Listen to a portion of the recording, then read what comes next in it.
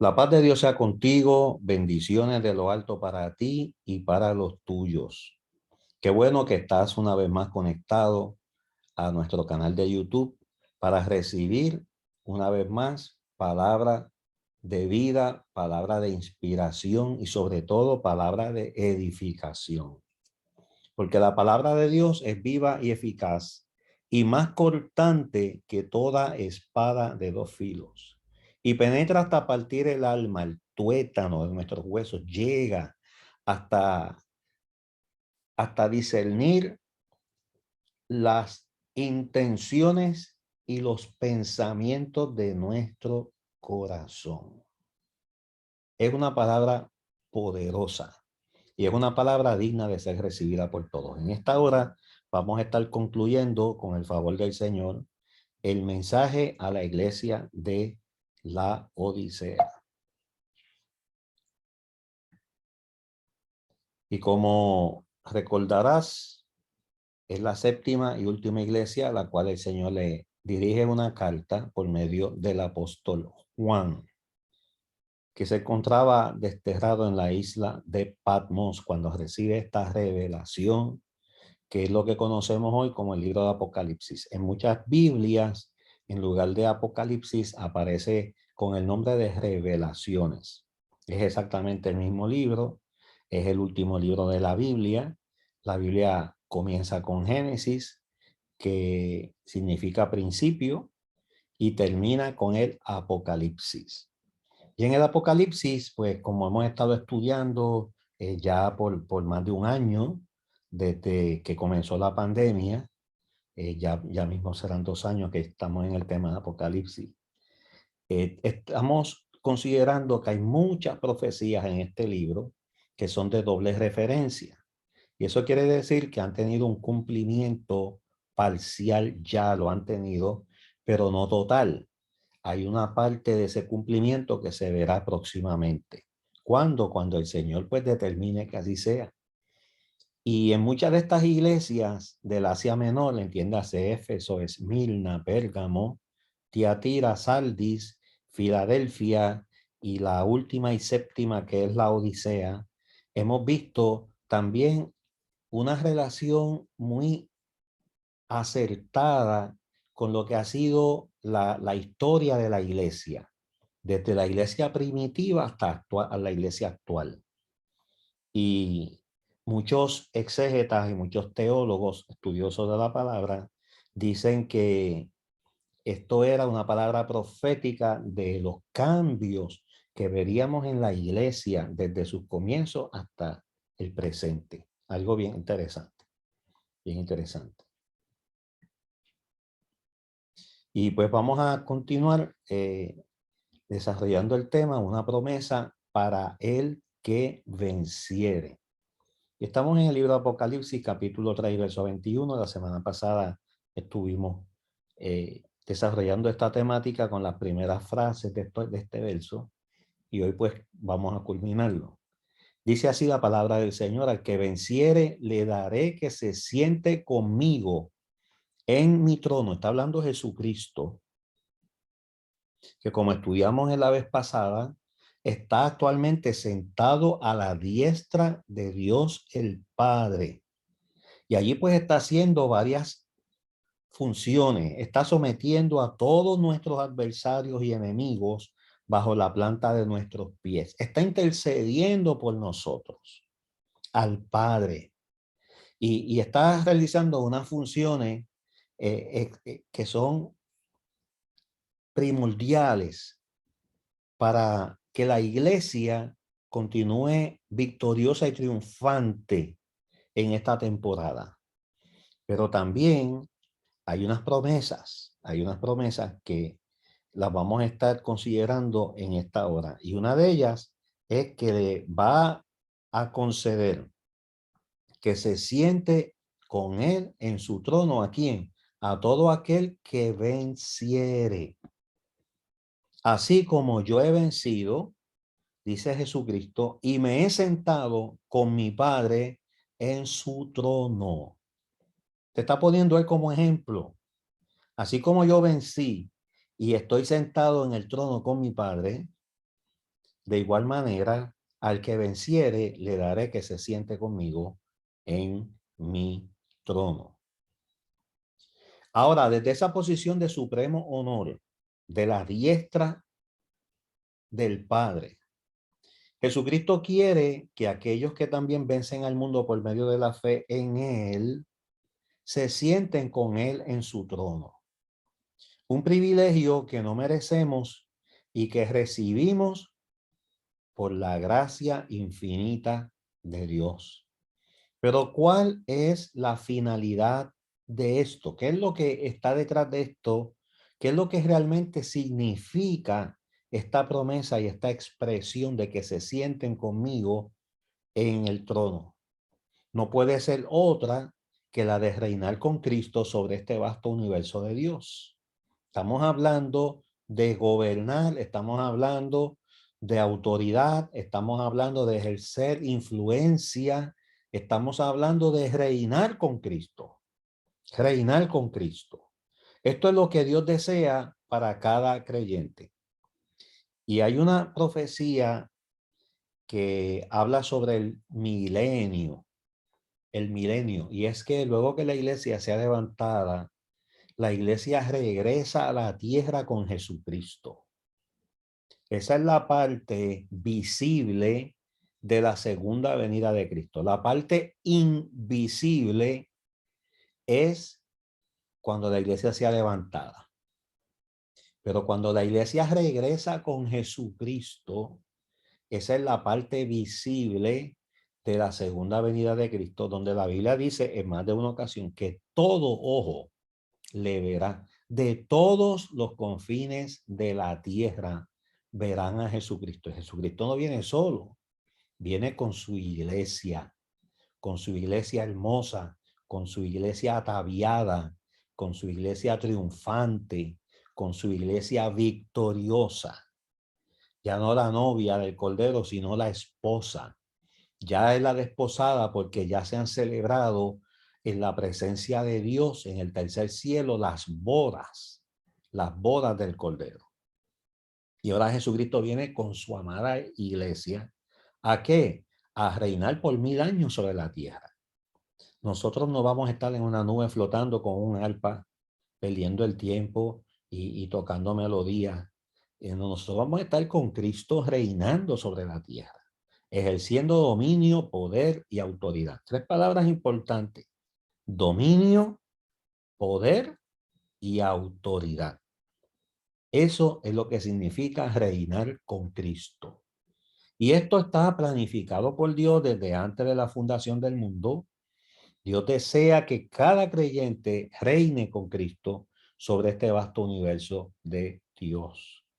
De hecho, hermanos, déjenme decirle que en el libro de Génesis, con el primer hombre que Dios creó, que fue el primer Adán, porque a Cristo se le conoce en el Nuevo Testamento por los apóstoles como el segundo Adán. Por el primer Adán entró la desobediencia, por el segundo Adán, que es Cristo, la obediencia. Por el primer Adán entró la muerte, por el segundo Adán entró la vida. Por eso Jesucristo dijo: yo he venido a darles vida y vida en abundancia. Una vida con significado y una vida con propósito. Eso es bien importante que lo tengamos claro. Pero en el huerto del Edén, Adán participó y cooperó en ese proceso creador con Dios. Miren, en esa parte donde la escritura dice que Dios hizo formas de animales, Adán participó activamente. Dice la Biblia que Adán le asignó a esas formas características. Y no solo características, sino también nombres. O sea, Dios desde el principio ha querido que el ser humano participe activamente en el reino, ejerciendo 1, dominio; 2, poder; y 3, autoridad. Dominio, poder y autoridad. Acuérdese de esos 3 aspectos importantes que se resumen en reinar con Cristo. O sea, desde el principio, desde antes de la rebelión del hombre y la desobediencia, y, y la caída, como se le conoce a ese evento en que Adán y Eva desobedecen a Dios, la caída del hombre en el aspecto espiritual, donde perdió ese vestido de gloria, se vio ahora desnudo, y la mujer igualmente corrieron a esconderse y buscaron hojas de árboles para tapar su desnudez, porque habían perdido la vestimenta de gloria que tenían antes de la desobediencia y antes de pecar contra Dios. Todo eso Dios quiere que sea restaurado. Todo eso Dios quiere que sea restablecido. Y en los planes y propósitos de Dios, desde antes de la desobediencia de Adán y Eva, ya este plan de Dios estaba delineado. ¿Para quién? Para ti y para mí, que somos creyentes en Cristo Jesús, Señor nuestro. Sin embargo, mientras estamos en este mundo, Él probará nuestra fidelidad. Tenemos un tiempo de peregrinar en la tierra. La vida eterna, hermanos, comienza desde el momento que nosotros aceptamos a Cristo como Señor y Salvador. No es en el momento que tú mueras, ni es en el momento que el Señor nos llame a su presencia, venga por nosotros y levante la iglesia. Dice la Biblia que el que tiene al Hijo tiene, no tendrá. No es que va a tener cuando se muera. No es que recibirá cuando Cristo venga. No, tiene, conjuga el verbo tener en perfecto presente. El que tiene al Hijo tiene la vida. Y fíjate que también la palabra dice, y no vendrá a condenación, perdón, por cuanto ya ha pasado de muerte a vida. Y muerte espiritualmente significa separación de Dios. Vivir una eternidad alejado, a la espalda de Dios, sin Dios. Y vida es todo lo contrario, es participar de todos los recursos y de todas las bendiciones y de todas las promesas que Dios tiene para aquellos que reciben a su Hijo como único y suficiente Salvador.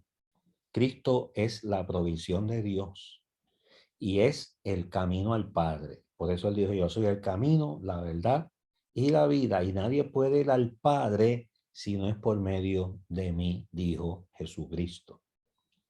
Estamos en un peregrinar en esta tierra, y esta es la temporada donde somos probados. Aquí es donde pasamos el examen o nos colgamos. Aquí es donde somos aprobados o somos reprobados. Es decir, nuestra fidelidad se está probando en estos precisos instantes. Al fin y al cabo, gobernar el universo con Cristo es una inmensa responsabilidad que no se puede dejar en las manos de cualquiera. Pensemos por un momento en los creyentes de la Odisea y en nosotros mismos, por supuesto. Quizás estos creyentes eran como muchos otros que empezaron su carrera cristiana con ilusión, que no dejaban de congregarse por nada y que se esforzaban en crecer espiritualmente. Y todos los días tenían esa hambre, ese deseo de acercarse más de Dios. Y a lo mejor no cantaban, tengo hambre de ti, de tu presencia, pero lo vivían. Y lo vivían con una transparencia y con una vida de consagración y búsqueda diaria al Señor. Pero tal vez empezaron a ser atraídos por los placeres del mundo, de tal modo que dejaron de leer la Biblia porque preferían ver la televisión o navegar por el internet. Cuando iban a los cultos empezaban a mirar con inquietud el reloj, si el predicador se alargaba un poco. ¿Por qué? Porque querían regresar rápido a casa para ver algo en el televisor que les interesaba, que les llamaba la atención, un partido de fútbol, una película, una serie o una novela de temporada. Otras veces no iban a la iglesia porque se habían comprado allá en el campo una segunda vivienda para veranear y querían disfrutarla, y ahora el Señor pasa a un segundo, tercer y quién sabe cuarto o quinto plano. Al final trabajaban tanto para pagar todos sus caprichos que ya no les quedaba tiempo ni para leer la Biblia, mucho menos para hablar con Dios en oración. Tampoco le quedaba tiempo para ir a la iglesia y todavía peor, no les quedaba tiempo para compartir las buenas nuevas de salvación, que es lo que significa el evangelio, con otras personas. ¿Cuántas personas están alrededor de nosotros que en este momento posiblemente están pensando quitarse la vida? Y estamos hablando de adultos, de viejos, pero también de jóvenes y también de niños. Y nosotros cuando vemos un comportamiento errático, cuando podemos percibir por las acciones y el comportamiento de una persona, sea un anciano, un joven o un niño, que manifiesta una inclinación al suicidio, nosotros tenemos el deber y la responsabilidad de tirarle un salvavidas a esa persona. Si la persona no lo acepta, no lo recibe, ya es su responsabilidad. Pero tenemos el deber ineludible, o sea, no podemos delegárselo a nadie.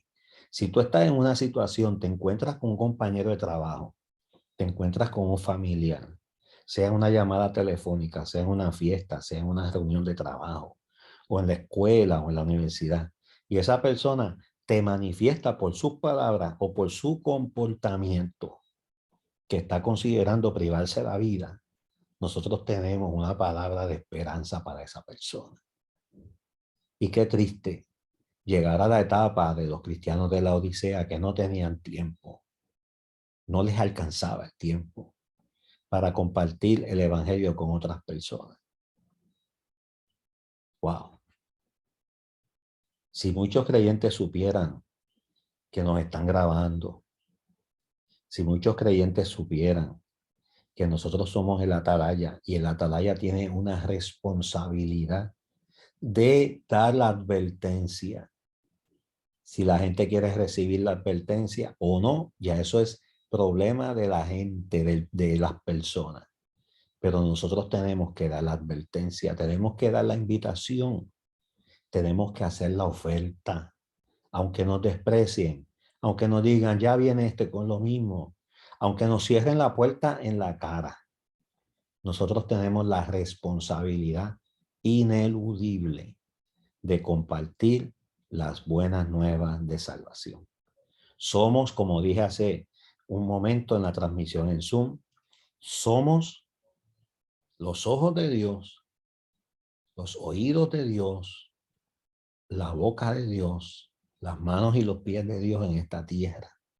Tenemos que dar a conocer el reino de Dios. ¿Por qué? Porque somos los embajadores. Y un embajador no es otra cosa que un representante al cual se le ha delegado la confianza por parte del rey, del gobernante o como se llame, presidente, de representar ese reino en otra jurisdicción, en otro país, en otra nación. Nuestra ciudadanía es celestial y estamos en Puerto Rico, tenemos dos ciudadanías. Tenemos la ciudadanía terrenal, pero tenemos la ciudadanía celestial. Oye, y somos embajadores de ese reino celestial. Y tenemos la responsabilidad de compartir el evangelio. Seguimos oyendo noticias que nos estremecen, personas jóvenes que se privan de la vida y esto es otra pandemia. Esto es otra pandemia, porque esto es a nivel mundial y esto se ha batido el récord de históricamente de todos los tiempos. Y la iglesia tiene una responsabilidad de compartir las buenas nuevas, compartir una palabra de esperanza a aquel que encuentra que no tiene ya oportunidad ni esperanza, aquel que cree que ya no vale la pena vivir, aquel que sencillamente está inmerso en una depresión tan y tan aguda y profunda que lo que quiere es terminar con su vida. Wow. Que el Señor nos use, que el Señor nos ayude, que el Señor nos dé discernimiento, que el Señor nos dé la gracia, que el Señor nos dé el favor, para que podamos compartir las buenas nuevas de salvación con todos, sin importar su posición económica, educativa, social, política. No, este no es un tiempo de dividirnos y de irnos en contra de los que están a favor de la vacunación y los que están en contra de la vacunación. No, eso no es lo que el Señor quiere, dividir el pueblo, no. Este es un tiempo, hermano, de no hacer acepción de personas y de identificarnos con todo el que tiene necesidad, piense como nosotros o piense todo lo contrario a nosotros, porque somos los llamados para tirar ese salvavidas. Si no lo hacemos nosotros, ¿quién lo va a hacer? ¿Quién lo va a hacer? En el caso de que estas personas fueran auténticamente creyentes, ¿qué ocurrirá con estas personas cuando lleguen a la presencia del Señor? ¿Qué ocurrirá? ¿El Señor les llamará a cuenta? Por supuesto que sí. Hermanos, el término mayordomos, que se repite una y otra vez en las parábolas de Jesucristo, en todas y cada una de las parábolas, uno de los mensajes más firmes, más contundentes que tienen todas y cada una de estas parábolas es que nosotros le vamos a rendir cuenta al Padre. Le vamos a rendir cuenta al Señor de la mies. Le vamos a rendir cuenta al Rey del reino. Le vamos a rendir cuenta.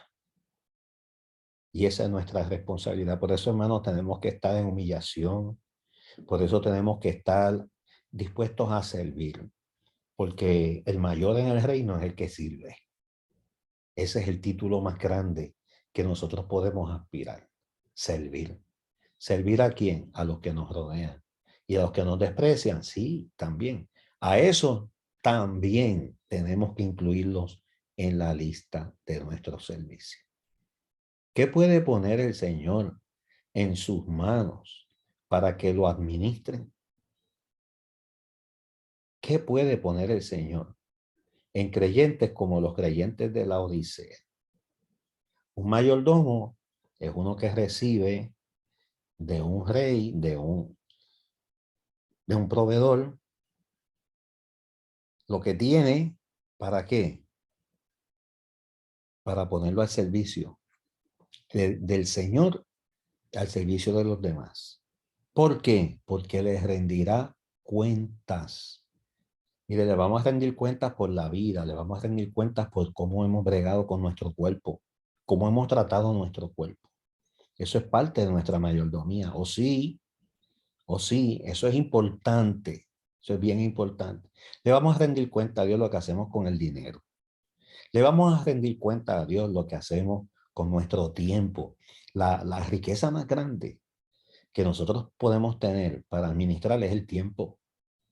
El tiempo. Oye, y ahí sí que nadie puede decir que él tiene más recursos que yo. No, todos tenemos los mismos minutos, todos tenemos las mismas horas, todos tenemos los mismos días del año. O sea, todo el mundo tiene exactamente lo mismo y tenemos el deber de administrarlo con sabiduría, con sabiduría. Y todo lo que tenemos, todo, hermano, lo hemos recibido de parte de Dios, por favor. Mire, usted vino desnudo, yo vine desnudo. Eso quiere decir sin nada. Vinimos sin nada. Hemos ganado peso, tamaño, recursos, bienes, materiales. Oye, todo lo hemos recibido del Señor. Y por todo eso que hemos recibido, les rendiremos cuenta como mayordomos de Dios.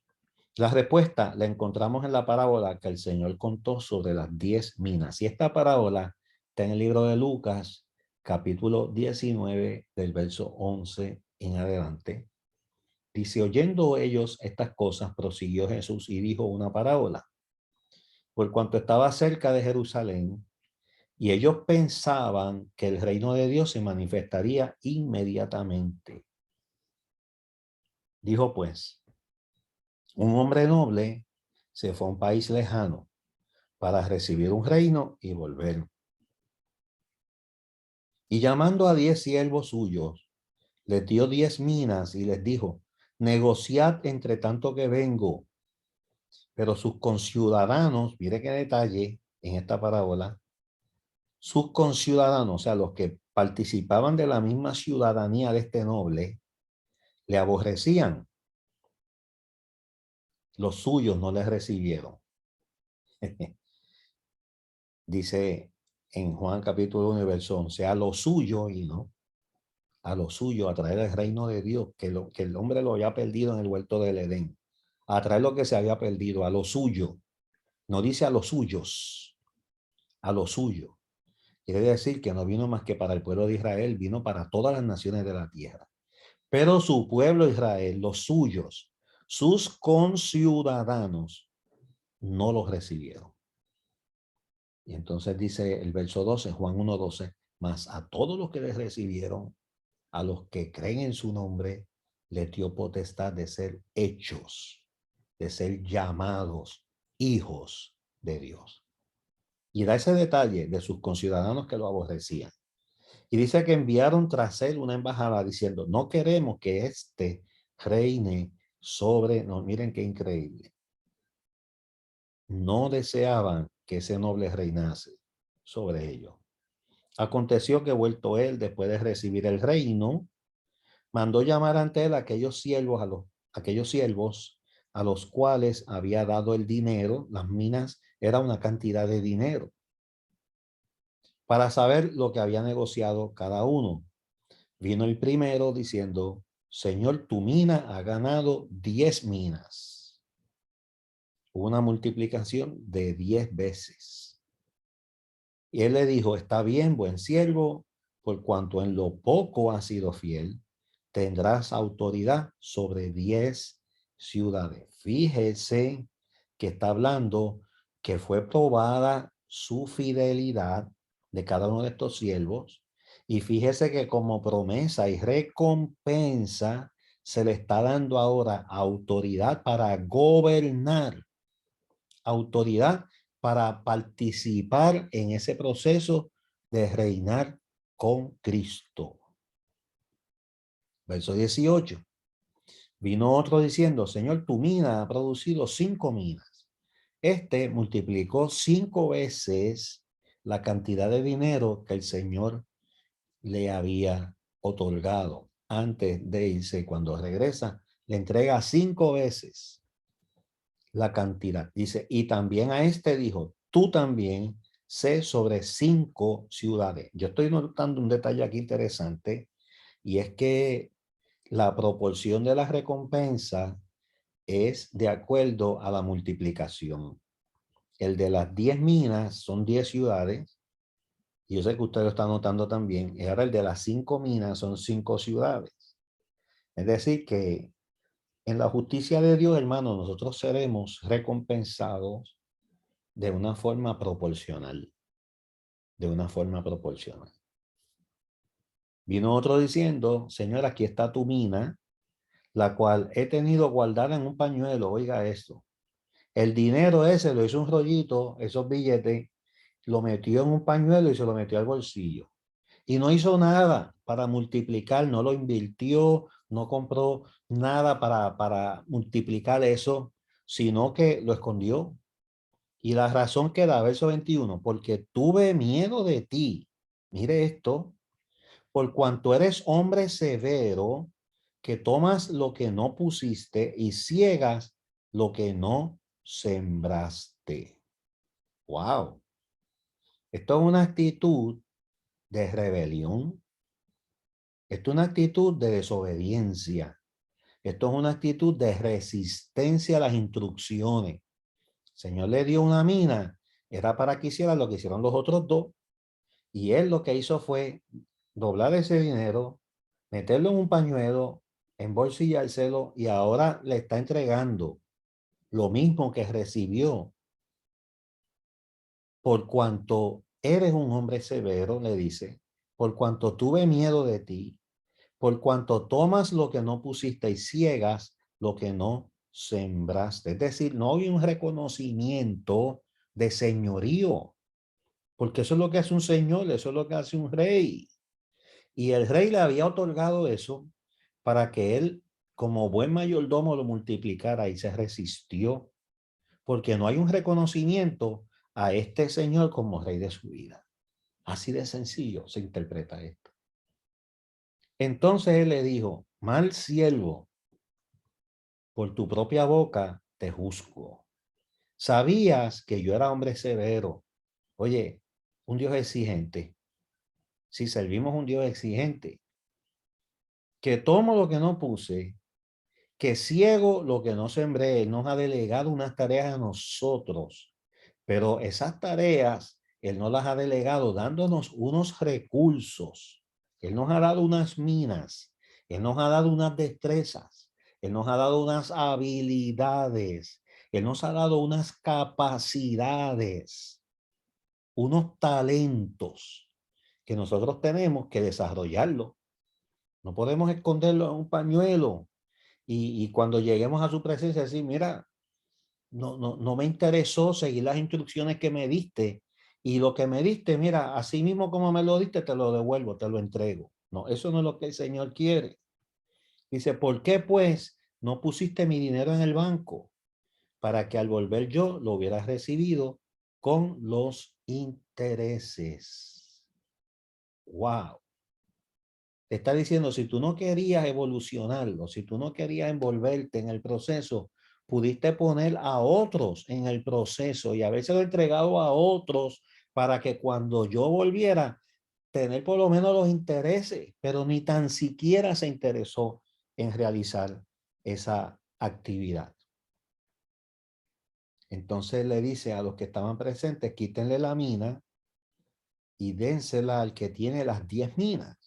Entonces ellos le hacen la observación: señor, pero si ya tiene 10 minas, le vamos a dar una adicional. Y le dice: pues yo digo que a todo el que tiene se le dará, mas al que no tiene, aun lo que tiene, se le quitará. Ay, ay. Y el último verso dice: y también aquellos mis enemigos que no querían que yo reinase sobre ellos, esos son los conciudadanos que lo aborrecían y que se fueron en una protesta detrás de él, en una llevando un mensaje, una campaña de que no queremos que que él reine sobre nosotros. Dice: traedlos acá y decapitadlos delante de mí. La enseñanza final, hermano, es que nada de lo que nosotros podamos hacer, aunque nos rebelemos, aunque no estemos de acuerdo con Dios, aunque le llevemos la contraria a la Biblia, aunque la palabra diga una cosa y nosotros hagamos otra como Caín, y no sigamos el ejemplo de Abel, no importa lo que los hombres hagamos, nada cambiará el destino que Dios ha trazado. Él va a reinar. Él va a reinar por encima de lo que digan hombres y mujeres que no desean honrar ni servir al Señor.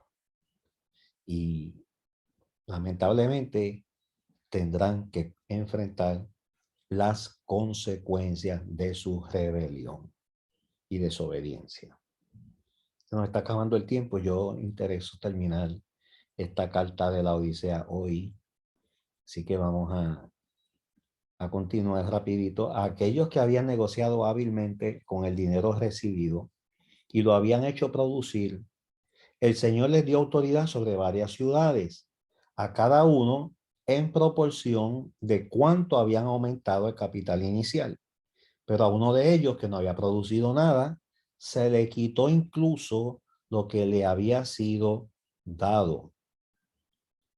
Aquí encontramos un eco de la promesa que Jesús hizo a sus 12 apóstoles en Lucas 22, verso 28 al 30. Fíjate que esta parábola es en el capítulo 19, y 3 capítulos más adelante el Señor le dice a los discípulos: pero vosotros sois los que habéis permanecido conmigo en mis pruebas. Yo pues os asigno un reino, como mi Padre me lo asignó a mí, para que comáis y bebáis a mi mesa en mi reino. Fíjense la similitud que tiene esta promesa hecha a los discípulos con esta carta de los creyentes a la Odisea. Y os sentéis en tronos juzgando a las 12 tribus de Israel. Repito, yo pues os asigno un reino, como mi padre me lo asignó a mí, para que comáis y bebáis a mi mesa en mi reino, y os sentéis en tronos juzgando a las 12 tribus de Israel. Gobernar con Cristo es el más alto honor al que un ser humano puede aspirar. Ser dirigente por algunos años en una ciudad, como pasó con estos creyentes de la Odisea, habría resultado algo de mucho prestigio para cualquiera de los creyentes allí, pero nunca será comparable con lo que Cristo promete a sus hijos fieles de sentarse con él en su trono y ejercer dominio, poder y autoridad reinando con él. ¿En cuántas transparencias me quedan? Sí. Vamos a darle el turbo a esto. Vamos a seguir. Un llamamiento a escuchar la voz del Señor. Apocalipsis 3:22. El que tiene oído, oiga lo que el Espíritu dice a las iglesias, que es la forma que han terminado todas y cada una de las cartas escritas a estas 7 iglesias del Asia Menor. Esta expresión que encontramos al final de cada carta tiene el propósito de que cada persona de forma individual recapacite sobre lo leído y lo aplique correctamente a su propia vida. Esto es importante porque muchas veces oímos un mensaje de la palabra y pensamos en cuánto le hace falta a los demás, pero no los aplicamos a nosotros mismos. Solemos hacer esto con las amonestaciones, sin embargo, no dudamos, mire lo que hacemos en ocasiones de forma selectiva. Las amonestaciones no son para nosotros, son para fulano, perencejo y sultano. Sin embargo, no dudamos en aplicarnos inmediatamente a nosotros mismos cualquier promesa de bendición que escuchamos. Las promesas las queremos todas y nos queremos apropiar de ellas, pero las amonestaciones no las queremos ni tocar con una vara larga. Al final, cada una de las iglesias que recibieron estas 7 cartas eran diferentes unas de otras. Y la razón estaba en que cada una de ellas tenía una disposición diferente para escuchar la palabra de Dios. ¿Cuál es la disposición tuya de escuchar la palabra de Dios? ¿Qué tú harás con lo que la palabra de Dios te plantea, te exige y te presenta? Ahora bien, en el caso de la Odisea, la pregunta que queda en el aire es si había alguien que todavía estaba dispuesto a escuchar y obedecer la voz del Señor. Como conclusión, la iglesia en la Odisea refleja una parte importante del cristianismo actual del siglo XXI. Aquí se describe una iglesia respetable, pero superficial y anémica, como muchos cristianos en nuestros días, que solo parecen emocionarse con los deportes, el cine, la política, pero no por conocer más del Señor o por compartir el evangelio con otros. Cristianos que están en las gradas, pero no quieren jugar del equipo. Cristianos que quieren que el Señor los bendiga, pero no quieren pagar el precio. Cristianos que se entregan por completo a los negocios o a una carrera, pero poco o nada a la causa de Jesucristo. Cristianos obsesionados con sus cuerpos y su apariencia física, pero despreocupados por su vida espiritual, que también, hermano, es importante, vital y esencial para que ese cuerpo se mantenga saludable. Porque ese cuerpo, como decíamos ahorita, es templo del Espíritu Santo. Entonces, si él lo habita el Espíritu Santo, tiene que estar en armonía con el Espíritu Santo. Cristianos entregados a los placeres de este mundo y que no ven la necesidad de negarse a sí mismos y crucificar el yo. Cristianos solícitos en la búsqueda de nuevas experiencias, pero sin un verdadero anhelo de conocer más de la palabra de Dios. Qué triste y lamentable es la realidad que nos ha tocado vivir y presenciar. Cristianos que ya no defienden la doctrina bíblica y no la defienden porque no la conocen y porque han abrazado el relativismo de este mundo. Iglesias con una perfecta organización y atractivos programas que pueden funcionar muy bien sin la presencia del Señor Jesucristo. Lo han sacado de la iglesia, lo han sacado de sus vidas. Y el Señor tiene que decirle, como le dice a estos creyentes de la Odisea en Apocalipsis 3:20, aquí yo estoy a la puerta y llamo. Si alguno oye mi voz y abre la puerta, entraré y cenaré con él y él conmigo. Un cristianismo, por lo tanto, que ha dejado de ser relevante para el mundo actual. Cuentan la historia de una iglesia que en la puerta de su local, y con esto termino, con esta ilustración, en la puerta de su local habían escrito un versículo bíblico que decía, nosotros predicamos a Cristo crucificado. Con el tiempo, una enredadera empezó a crecer al lado de este rótulo y poco a poco empezó a tapar las palabras del versículo, empezando a tapar el final, empezando por el final. Primero cubrió la palabra crucificado y curiosamente, también la iglesia que se reunía en aquel local había dejado de predicar la cruz de Cristo. Luego la enredadera siguió cubriendo, el rótulo siguió creciendo y también ocultó la palabra Cristo. Algo que una vez más también guardaba relación con lo que ocurría dentro de la iglesia. Ellos habían dejado de hablar de Cristo para centrarse en otros tipos de mensajes que eran más sociales y del gusto de la sociedad moderna. Y finalmente, la enredadera creció hasta tapar la palabra predicamos, lo que también se correspondía con la realidad de esa iglesia. Han cambiado la predicación por otras actividades más entretenidas. ¿Qué quedó al final? Pues solo la palabra nosotros. Cristo ya no estaba allí, solo estaban ellos. Algo parecido a esto era lo que le había ocurrido a los creyentes en la iglesia de la Odisea. Que el Señor nos libre de cometer los mismos errores y nos preserve como ha prometido si nos mantenemos firmes y sin fluctuar en el buen camino del Evangelio. Señor, gracias por esta palabra. Señor, gracias por esta administración. Señor, gracias por tu bondad y tu fidelidad. Y en este momento, Señor, te honramos una vez más, trayendo ofrendas y diezmos al alfolí. Señor, reconociéndote como el amo, dueño y Señor de nuestras vidas. Hay gratitud en nuestros corazones, Señor, y hay reconocimiento. Y también, oh Padre Celestial, hay fe.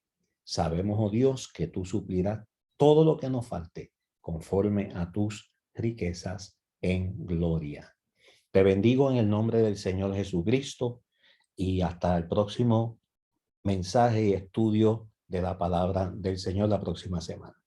Dios te bendiga y de esta forma concluimos con la grabación de esta hora. Dios te bendiga.